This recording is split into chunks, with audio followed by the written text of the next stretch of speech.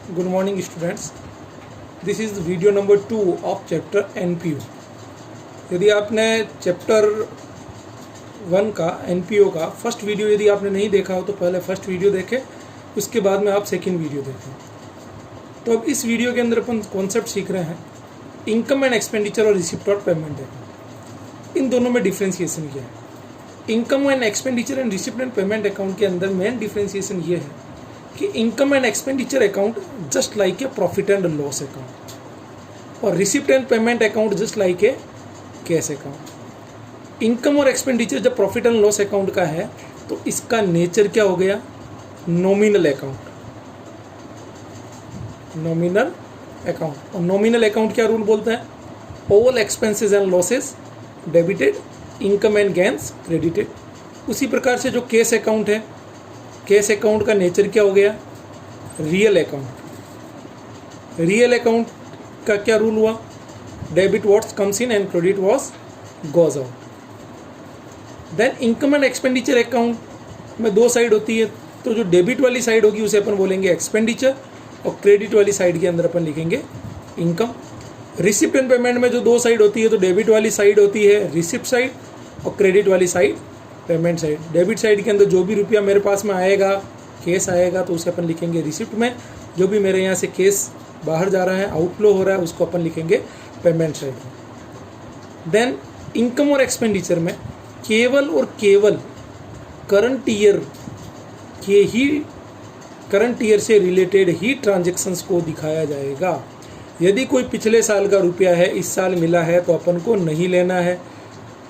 अगले साल का रुपया इस साल मैंने पेमेंट कर लिया तो मुझे नहीं लेना है। मुझे सिर्फ करंट ईयर का चाहिए, चाहिए वो मुझे मिल गया हो या मिलना अभी बाकी हो। केस भी हो सकता है, ड्यू भी हो सकता है, मगर होना सिर्फ और सिर्फ करंट ईयर का चाहिए।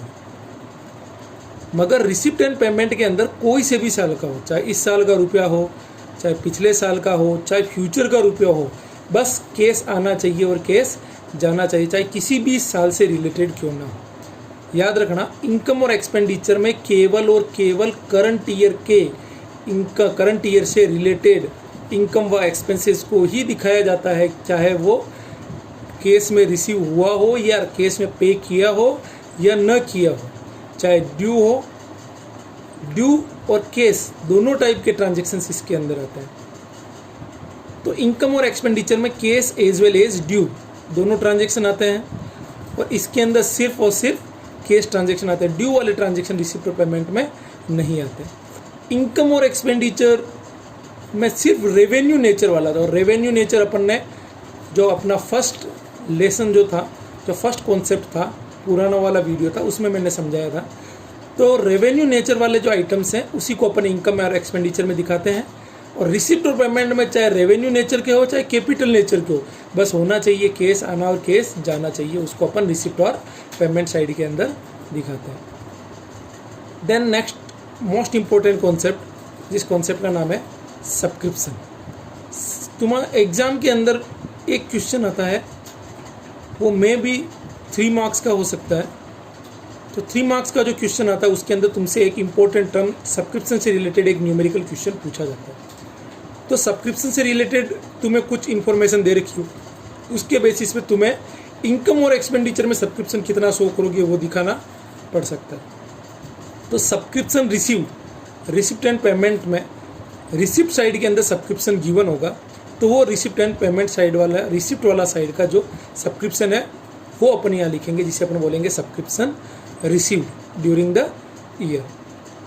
Outstanding subscription at the beginning, साल के शुरू में सब्सक्रिप्शन मिलना अभी बाकी है, तो कौन से साल का बाकी होगा? पिछले साल का।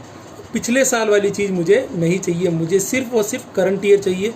पिछले साल का यदि कोई है तो मैं उसे क्या कर दूंगा? Minus. Outstanding subscription at the and, इस साल के एंड में सब्सक्रिप्शन अभी मिलना बाकी है, इस साल के एंड में सब्सक्रिप्शन मिलना बाकी है, तो कौन से साल का होगा? करंट ईयर का होगा, तो उसे मैं क्या करूँगा? ऐड करूँगा। Advance subscription at the beginning, साल के शुरू में सब्सक्रिप्शन एडवांस में दे दिया है, साल के शुरू में, अभी तो साल शुरू हुआ है, एडवांस कौन से साल का होगा? तो करंट ईयर का, पिछले साल में एडवांस दिया होगा, तो है तो करंट ईयर का ना, तो इसलिए अपन उसे क्या करेंगे, add. Advance subscription at the end, year end के समय अपन देखते हैं कि अपन ने कुछ एडवांस दिया है, तो कौन से साल का दिया होगा, फ्यूचर का या नेक्स्ट ईयर का, तो वो अपन को नहीं चाहिए, क्योंकि अपन को सिर्फ क्या चाहिए, करंट ईयर। तो उसे अपन क्या कर देंगे, लेस। तो एड लेस करके जो लास्ट में जो अमाउंट बचेगा उसे बोलेंगे सब्सक्रिप्शन, और इसे अपन इनकम और एक्सपेंडिचर में इनकम साइड के अंदर शो करेंगे। अब इसी के अंदर हो सकता है तुम्हें इनकम और एक्सपेंडिचर का अमाउंट दे दे, रिसिप्ट और पेमेंट का निकालना पूछ ले, तो ये जो भी डाटा है वो उसके अंदर अपन एड लेस करना पड़ेगा। देन नेक्स्ट इंपॉर्टेंट कॉन्सेप्ट जिसका नाम है मटेरियल और स्टेशनरी कंज्यूम। मटेरियल और स्टेशनरी कंज्यूम, इस पे भी 3 मार्क्स का क्वेश्चन बन सकता है। तो क्वेश्चन बनता है कि मटेरियल कंज्यूम को इनकम और एक्सपेंडिचर में कितना अमाउंट दिखाया जाएगा एक्सपेंडिचर साइड में, ये निकालना है। तो उसके लिए अपन को देखना पड़ेगा। तो मटेरियल कंज्यूम का एक सिंपल सा एग्जांपल, साल के शुरू में यदि मेरे पास में 10,000 का माल था, 50,000 का माल मैंने और ख़रीद लिया, तो मेरे पास में टोटल माल हो गया 60,000 का, और एंड में जाके मैं मेरे स्टॉक में देखता हूँ तो मेरे पास में केवल 20,000 का माल बचता है। इसका मीनिंग ये कितना माल मैंने यूज़ कर लिया, 40,000। तो उस जो 40,000 माल मैंने जो यूज़ कर लिया उसी को ही बोलेंगे material consume. In simple terms यदि इसे अपन फॉर्मूला बनाए तो opening stock of material plus purchase minus closing stock of material. अब वर्ड आता है परचेज।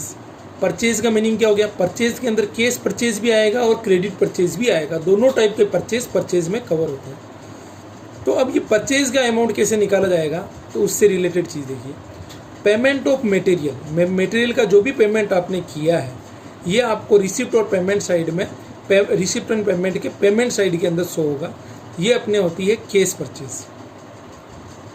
अब क्वेश्चन में गिवन होगा क्रेडिटर एट द बिगिनिंग, साल के शुरू में क्रेडिटर का अर्थ होता है जिनको मुझे रुपया का पेमेंट करना है, जिसको अपन को फ्यूचर में पेमेंट करना है उसको अपन क्या बोलते हैं, क्रेडिटर, या इसकी जगह यूज़ किया जा सकता है सप्लायर।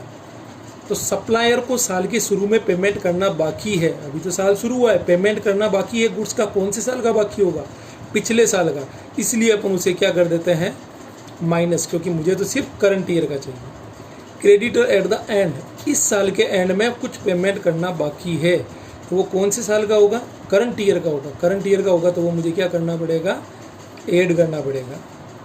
और एडवांस टू सप्लायर, बिगनिंग, साल के शुरू में ही सप्लायर को एडवांस दे दिया, अभी तो साल शुरू हुआ, एडवांस कौन से साल का दिया होगा, करंट ईयर का, इसलिए अपन इसे क्या करेंगे, ऐड करेंगे। Advance to supplier at the end, supplier को मैंने एडवांस में पेमेंट कर दिया, वो भी कब, ईयर के एंड में, इस साल के एंड में एडवांस कौन से साल का होगा, नेक्स्ट ईयर का, जो कि अपन को नहीं चाहिए, इसलिए अपन उसे क्या कर देते हैं, लेस। तो अगेन पेमेंट ऑफ मटेरियल, ये मुझे मिलेगा रिसिप्ट एंड पेमेंट में, पेमेंट साइड के अंदर। क्रेडिटर एट द बिगिनिंग, साल के शुरू में क्रेडिटर, तो कौन से साल के होंगे ये क्रेडिटर, पिछले साल के होंगे, जो मुझे नहीं चाहिए क्योंकि मुझे सिर्फ करंट ईयर का चाहिए, क्योंकि ये इनकम और एक्सपेंडिचर में दिखाना, इसलिए अपन इसे क्या करेंगे, लेस।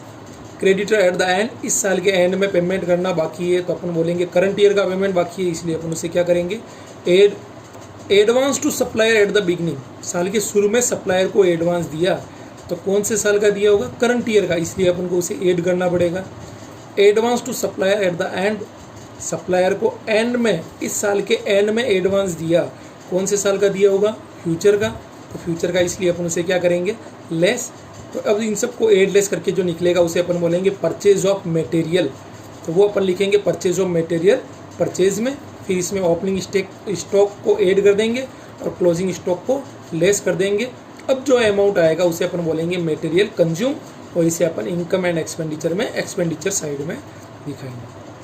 कई बार क्वेश्चन के अंदर डायरेक्ट दिया हुआ होता है परचेज ऑफ मटेरियल, फिर उसके बाद में अदर इन्फॉर्मेशन में क्रेडिटर, एडवांस टू सप्लायर सब कुछ दे दिया, मगर अपन को तो यहाँ पर परचेज चाहिए, तो परचेज जब डायरेक्टली निकला हुआ है तो इतना सारा दिमाग लगाने की ज़रूरत नहीं है, मगर वो बोल देता है केस परचेज, तो फिर ऐसी सिचुएशन के अंदर अपन को क्रेडिट परचेज निकालने के लिए ये सारा प्रोसेस करना पड़ेगा।